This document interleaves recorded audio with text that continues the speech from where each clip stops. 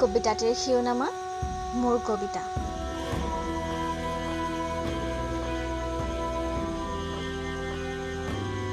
মোৰ জীৱনৰ প্ৰথম কবিতাটি বিলাব খোজো সৃষ্টিৰ যোগেদি।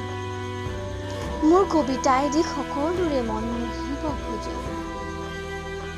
কবিতা লিখাৰ প্ৰেৰণা পাব খোজো। আজি মোৰ জীৱনত প্ৰথম সুযোগ আহিল আনক কবিতা শুনোৱাৰ। নাজানো কবিতা লিখিব ভালকৈ, মনে নামানে বাবে ধৰিছো লিখিবলৈ। এটি দুটি বহুতেই লিখিলো, কিন্তু আনক শুনাব পৰা নাছিলো। প্ৰয়াস কৰিছো আৰু জীৱনত এবাৰ কবিতা বিলোৱাৰ সুযোগ আহে যেন দ্বিতীয়বাৰ।